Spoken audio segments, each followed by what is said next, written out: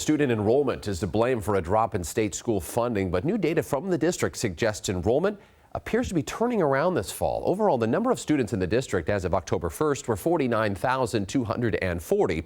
Compare that to last year at the same time, just slightly below 49,226. It's virtually the same, but no longer dropping as it was. Breaking it down even further, the district confirms to me that K-5 numbers are flattening right now and performing better than expected. Middle school numbers are the most encouraging. Enrollment is up in grades 6 through 8 with at least 3 middle schools exceeding expectations. And high school numbers remain steady. When I sat down with the superintendent in September, shortly after the district announced these closures, Dr. Brent Jones pointed to lower enrollment as a key driver for the cuts. We just don't have school-age kids in the city, and that was predicted several years ago. We kind of knew this trend was coming.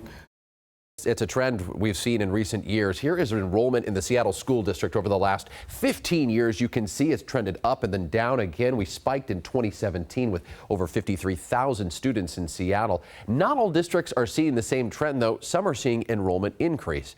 I wanted to dig more into this issue of enrollment being a key driver for school funding cuts. David Knight is the director at a college in the education department at UW. He studies these things.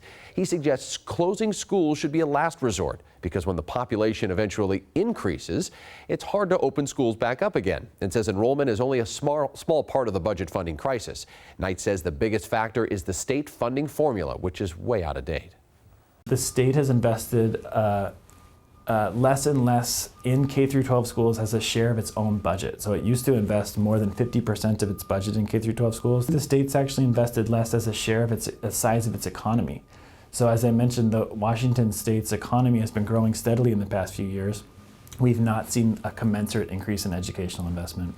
So the bottom line, enrollment is just one part of the problem, and although we are seeing enrollment numbers stabilizing in Seattle, they are still way down. Knight says there needs to be a big investment in the schools by the state legislature, maybe, which convenes again this January. It's going to be a fight for money for sure. At this point, is there any talk about how schools will be funded in the upcoming session? Yeah, it's a budget session this year, so they're going to have to come up with something for school funding. And the big question is, will it be considered constitutional, or will the state be facing lawsuits as we've seen in the past? There's less money to go around.